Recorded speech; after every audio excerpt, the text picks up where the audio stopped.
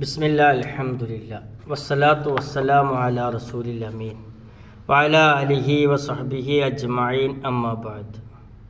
ഏറ്റവും പ്രിയമുള്ളവരെ, ഹദീസ് പാഠം എല്ലാ റമദാനിലും വിസ്ഡം യൂത്തിൻ്റെ നേതൃത്വത്തിൽ നമ്മുടെ കേരളത്തിലും മലയാളികളുള്ള ഇടത്തൊക്കെ ഹദീസ് പാഠമെന്ന പേരിൽ ഓരോ ഹദീസുകളുടെ വിശദീകരണങ്ങൾ നൽകാറുണ്ട്.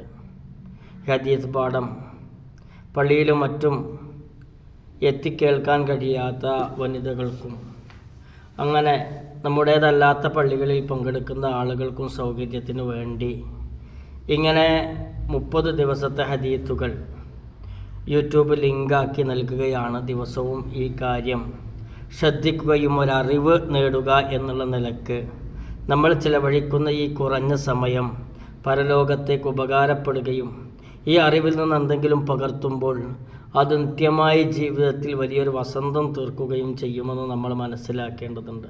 നമ്മൾ ഒന്നാമത്തെ ഹദീസ് നീയത്തിൻ്റെ പ്രാധാന്യമാണ്. ഏതൊരു കർമ്മം ചെയ്യുമ്പോഴും അതിൻ്റെ അടിസ്ഥാനമാണ് നീയത്ത്. പ്രതിഫലം ആഗ്രഹിക്കുന്ന ഏതൊരു പ്രവർത്തനത്തെയും സാധാരണ പ്രവർത്തനങ്ങളിൽ നിന്നും വ്യത്യസ്തമാക്കുന്നതും യഥാർത്ഥത്തിൽ നീയത്തു തന്നെയാണ്. പ്രവർത്തനങ്ങൾക്ക് നീയത്തുണ്ടെങ്കിലും ഇല്ലെങ്കിലും അത് രണ്ടും വ്യത്യസ്തമായി തന്നെയാണ് ആ കർമ്മത്തിൻ്റെ പ്രതിഫലം നിലകൊള്ളുക. പ്രവർത്തനങ്ങൾ സ്വീകരിക്കണമെങ്കിൽ നീയത്ത് അനിവാര്യമാണെന്ന് പ്രധാനപ്പെട്ട ഒരു ഹദീസിലൂടെ നമ്മൾ പഠിച്ചതും മനസ്സിലാക്കിയതുമാണ്. അമീറുൽ മുഅ്മിനീൻ അബി ഹഫ്സ ഉമർ ഇബ്നു അൽ ഖത്താബ് റളിയല്ലാഹു അൻഹു ഖാല സമിഅതു റസൂലല്ലാഹി സ്വല്ലല്ലാഹു അലൈഹി വസല്ലം യഖൂലു ഇന്നമൽ അഅ്മാലു ബിന്നിയ്യാത്ത് وإنما لكل امرئ ما نوى ومن كانت هجرته إلى الله ورسوله فهجرته إلى الله ورسوله ومن كانت هجرته للدنيا يصيبها أو امرأة ينكحها فهجرته إلى ما هاجر إليه. ഉമർ ഇബ്നുൽ ഖത്താബ് റളിയല്ലാഹു അൻഹുവിൽ നിന്നും നിവേദനം. നബി സല്ലല്ലാഹു അലൈഹി വസല്ലമയിൽ നിന്നും കേട്ടതായി അദ്ദേഹം പറഞ്ഞു, തീർച്ചയായും പ്രവർത്തനങ്ങൾ സ്വീകരിക്കപ്പെടുക ഉദ്ദേശത്തിൻ്റെ അടിസ്ഥാനത്തിലാകുന്നു. ഏതൊരാൾക്കും ഉദ്ദേശിച്ചതേ കരസ്ഥമാവുകയുള്ളൂ. വല്ലവനും അള്ളാഹുവിലേക്കും അവൻ്റെ ദൂതനിലേക്കും പലായനം ചെയ്യുന്നുവെങ്കിൽ അവൻ്റെ പലായനം അള്ളാഹുവിലേക്കും അവൻ്റെ ദൂതനിലേക്കുമായിരിക്കും. പ്രത്യുത വല്ലവൻ്റെയും പലായനം ഐഹിക നേട്ടങ്ങൾക്ക് വേണ്ടിയോ ഒരു സ്ത്രീയെ വിവാഹം ചെയ്യുവാൻ വേണ്ടിയോ ആണെങ്കിൽ അവൻ ഹിജ്റ ചെയ്തതിലേക്കായിരിക്കും. അയാൾ അതുമാത്രമായിരിക്കും അയാൾക്ക് ലഭിക്കുക. ഹിജ്റയുടെ സന്ദർഭത്തിൽ പ്രവാചകൻ സല്ലല്ലാഹു അലൈഹി വസല്ലം തൻ്റെ സഹാബത്തിനെ ഓർമ്മപ്പെടുത്തിയതാണ് പരലോകത്ത് മോക്ഷത്തിനു വേണ്ടിയും പരലോകത്ത് പ്രതിഫലം ലഭിക്കുവാൻ വേണ്ടിയുമാണ് ഹിജ്റ നടത്തേണ്ടതെന്ന്. നോമ്പിനും നീയത്തുണ്ടാവൽ അനിവാര്യമായ കാര്യമാണ്. ഇല്ലെങ്കിൽ നമ്മുടെ നോമ്പുകൾ വെറുതെയായി പോകുമെന്ന് നമ്മൾ തിരിച്ചറിയണം.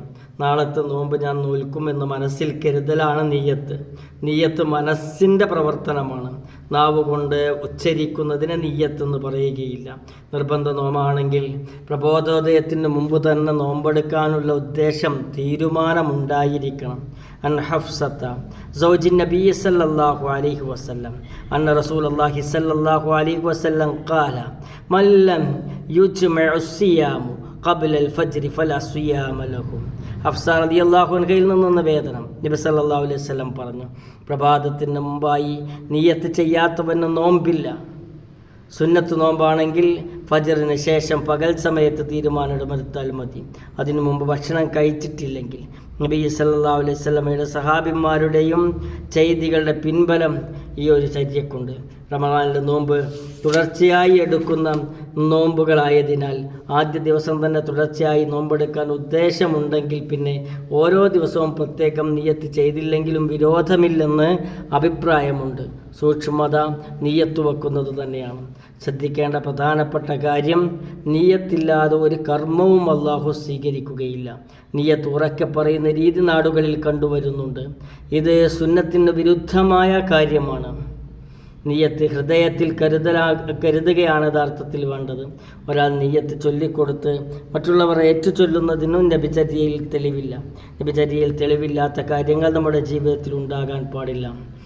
അതേപോലെ ഈ ഒരു നിയ്യത്ത് എന്നതിൻ്റെ വിവക്ഷ ഒരു കർമ്മം ചെയ്യാനുള്ള മനസ്സിൻ്റെ ഉദ്ദേശമാണ്. അത് നാവുകൊണ്ട് പറയേണ്ടതില്ല, മറിച്ച് അത് ചൊല്ലിപ്പറയുന്ന രീതി അറബിയിൽ തലഫുൽ എന്നാണ് പറയുക, നിയ്യത്ത് എന്നല്ല. ഹദീസുകളിൽ വന്നത് നിയ്യത്ത് വേണമെന്നാണ്, തലഫുൽ വേണമെന്നല്ല. അതുകൊണ്ട് ഹദീസിൽ പറഞ്ഞ രൂപത്തിൽ ആ നിയ്യത്ത് മനസ്സിൽ കരുതുകയാണ് വേണ്ടത്. അള്ളാഹു നമ്മുടെ നോമ്പിൻ്റെ നിയ്യത്തിനെ നന്നാക്കുകയും നമ്മുടെ ജീവിതത്തിൽ ഈ നോമ്പിൻ്റെ പൂർണ്ണമായ പ്രതിഫലം കിട്ടുന്ന ആളുകളിൽ ഉൾപ്പെടുത്തുകയും ചെയ്യുമാറാകട്ടെ. അസ്സലാമു അലൈക്കും വറഹ്മത്തുള്ളാഹി വബറകാതുഹു.